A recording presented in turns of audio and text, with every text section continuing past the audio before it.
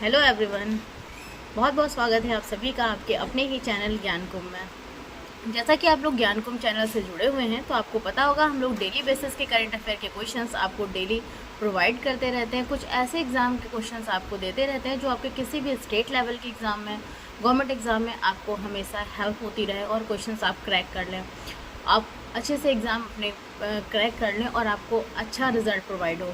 तो ये क्वेश्चंस आपके सामने आज जो लेकर के आए हैं वो सामान्य ज्ञान के ही क्वेश्चंस हैं जो आपके किसी भी गवर्नमेंट एग्ज़ाम में आपको बहुत काम आने वाले हैं, यानी बहुत महत्वपूर्ण सिटीज़ है। प्लीज़ पूरे वीडियो के साथ बने रहिएगा। अगर वीडियो में आप इंटरेस्ट ले रहे हैं तो प्लीज़ वीडियो को लाइक, सब्सक्राइब एंड शेयर ज़रूर करिएगा। चलिए अपने क्वेश्चंस की तरफ बढ़ते हैं।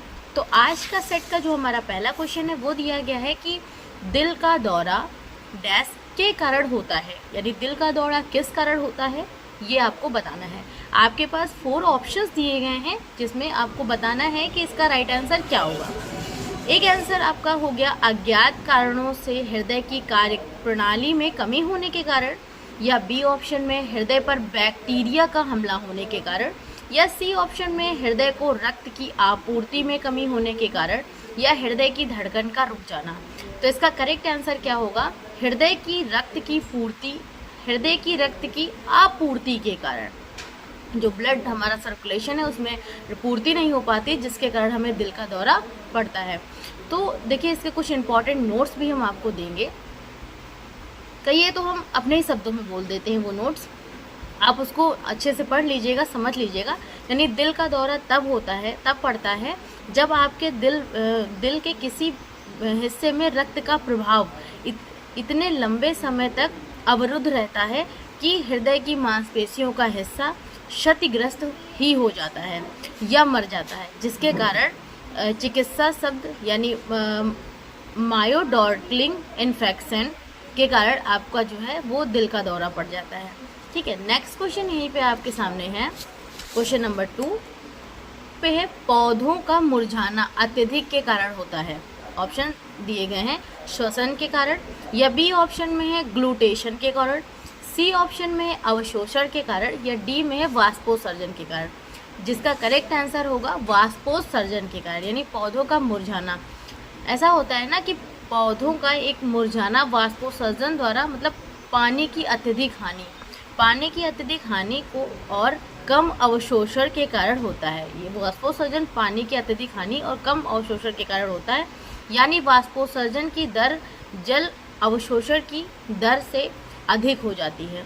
गर्म दिन में पौधे बहुत अधिक वाष्पोत्सर्जन करते हैं और पर्याप्त पानी होने पर भी वाष्पोत्सर्जन हानि के साथ तालमेल रखने के लिए पानी को तेजी से अवशोषित नहीं कर पाते, जिसके कारण वाष्पोत्सर्जन पौधों का मुरझाना हो जाता है। नेक्स्ट क्वेश्चन यहीं पे रहेगा। क्वेश्चन नंबर 3 नंबर पे है कि थाइमस ग्रंथि द्वारा उत्पादित हार्मोन का नाम क्या है? थाइमस ग्रंथि ऑप्शंस में है थायोरॉक्सिन के कारण, बी में है थाइमोसिन, सी में है साइटोकाइनिन और डी में है ऑक्सिन। इसका करेक्ट आंसर क्या है? थाइमोसिन, यानी थाइमोसिन थाइमस नाम का एक हार्मोन है। यह रोग से लड़ने वाली टी कोशिकाओं के विकास को उत्तेजित करता है। हमारे बचपन के वर्षों के दौरान, मतलब इसमें कुछ जो थाइमस की कुछ वो होती हैं जिसको कहते हैं क्लोकोसाइट्स जो होती हैं, वो एक श्वेत रक्त नाम की कोशिकाएं हैं जिसमें थाइमस में होकर गुजरती है, जिसके कारण ये टी कोशिकाओं में बदल जाती हैं। नेक्स्ट क्वेश्चन यहीं पे रहेगा। क्वेश्चन नंबर 4 नंबर पे है कि मस्तिष्क से उस भाग की पहचान करें जो मुद्रा, संतुलन और साम्यावस्था के रखरखाव को नियंत्रित करता है। ऑप्शंस में है डाइएन्फेलेलॉन, बी ऑप्शन में ब्रेन स्टेम, सी ऑप्शन में सेरेब्रम और डी में है सेरिबेलम। जिसका करेक्ट आंसर आपका सेरिबेलम होगा, यानी जो संतुलन बनाए रखने वाली आसन समायोजन करने के लिए एक सेरिबेलम महत्वपूर्ण है, यानी वेस्टिबुलर यानी रिसेप्टर्स एक इनपुट के माध्यम से चीज़ों को स्थगित बदलाव के लिए मांसपेशियों के भार को परिवर्तित करता है, जिसके कारण हमारा सेरिबेलम जो होता है वो मस्तिष्क के उस भाग की पहचान करता है जहाँ साम्यावस्था के रखरखाव को नियंत्रित किया जाता है। नेक्स्ट क्वेश्चन नंबर है 5th नंबर पे कि विटामिन बी में कौन सा धातु आयन मौजूद होता है। ऑप्शंस में है आयरन, बी ऑप्शन में है निकल, सी ऑप्शन पे है जिंक और डी में है कोबाल्ट, जिसका करेक्ट आंसर कोबाल्ट होगा। यानी विटामिन जो बी है वो एक पानी में घुलनशील यौगिक है जिसमें कोबाल्ट होता है। ठीक है, नेक्स्ट क्वेश्चन दिया गया है क्वेश्चन नंबर 6 नंबर पे कि मनुष्य में रक्त का थक्का जमने के लिए निम्नलिखित में से क्या आवश्यक है। ऑप्शंस में है विटामिन ए, बी ऑप्शन में है विटामिन सी, डी ऑप्शन में है विटामिन ई और डी में है ऑप्शन विटामिन के, जिसका करेक्ट आंसर विटामिन के है।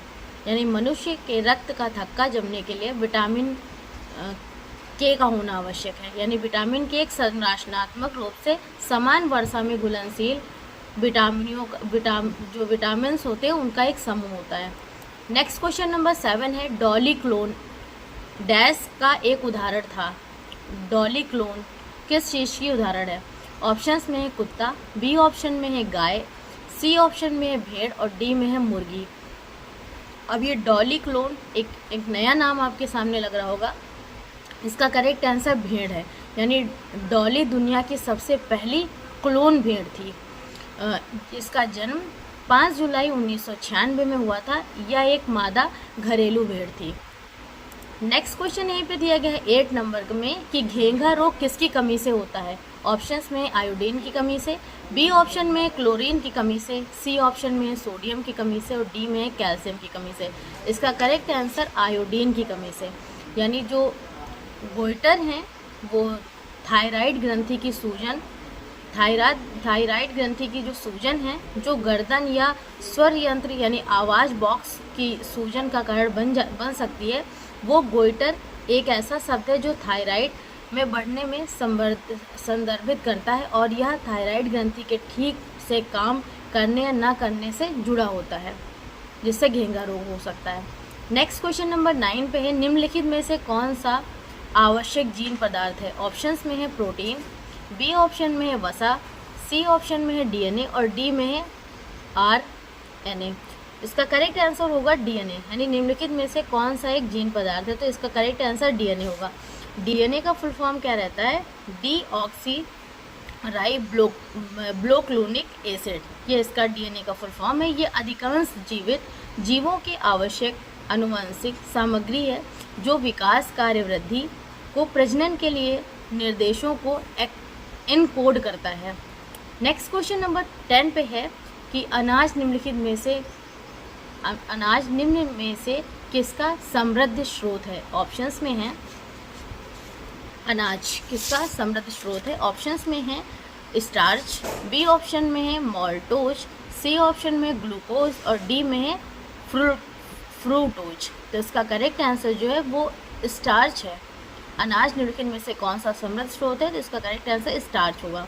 यानी फूले हुए या पाउडर चावल या रिफाइंड गेहूं से बने हुए अनाज में आमतौर पर क्या होता है, स्टार्च पाया जाता है। स्टार्च कार्बोहाइड्रेट का सबसे आम रूप है और आमतौर पर यह चावल, गेहूं और मकई जैसे मुख्य अनाज में पाया जाता है स्टार्च।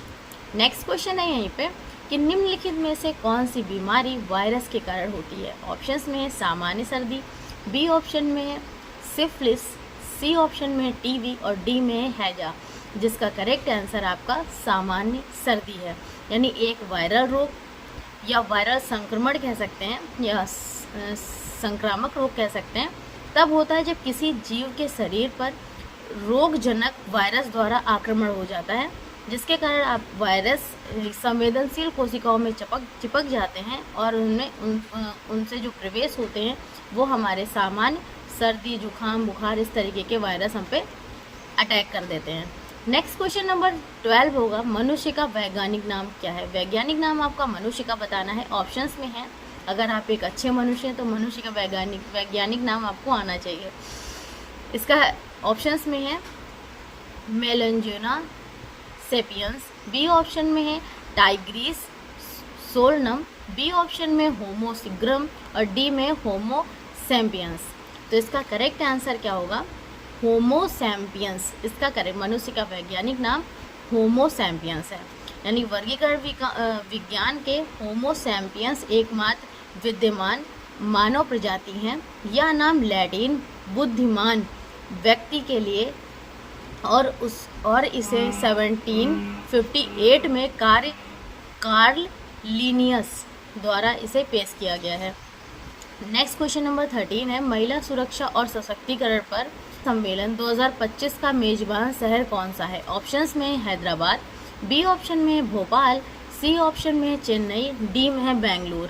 जिसका करेक्ट आंसर हैदराबाद होगा। यानी महिला सुरक्षा सशक्तिकरण की बात की गई है तो हैदराबाद सिटी यानी सिक्योर सिटी काउंसिल HCSC महिलाओं की सुरक्षा और संरक्षा के सशक्त बनाने के लिए स्ट्रीट यानी सुरक्षा प्रशिक्षण सम्मान सशक्तिकरण और समानता, ये स्ट्रीट जो है STREE इसका मुख्य रूप क्या है? सुरक्षा प्रशिक्षण सम्मान सशक्तिकरण और समानता। शिखर सम्मेलन दूसरे संशोधन की मेजबानी कर रही है। यानी शिखर सम्मेलन का उद्देश्य महिलाओं के सामने आने वाली प्रमुख सुरक्षा चुनौतियों से निपटने के लिए इसको समानता को सशक्तिकरण संस्कृति को बढ़ावा देना है। यानी इस जो ये शिखर सम्मेलन है इसका मुख्य मेजबान है ये। नेक्स्ट क्वेश्चन नंबर 14 है, कौन सा शहर भारत का सबसे पहला कपड़ा मशीन पार्क का घर बन गया है? ऑप्शंस में है इंदौर मध्य प्रदेश, बी ऑप्शन में सूरत गुजरात, सी ऑप्शन में कानपुर उत्तर प्रदेश और डी में है जयपुर राजस्थान। जिसका करेक्ट आंसर कानपुर उत्तर प्रदेश है। यानी पहला कपड़ा मशीन पार्क का घर बन गया है तो कानपुर उत्तर प्रदेश करेक्ट आंसर होगा। यानी उत्तर प्रदेश में MSME मंत्री ने कानपुर में ये जो भोगांव में चपर घटा गांव के 875 एकड़ में फैले हुए भारत के पहले टेक्सटाइल मशीन पार्क की घोषणा कर दी है।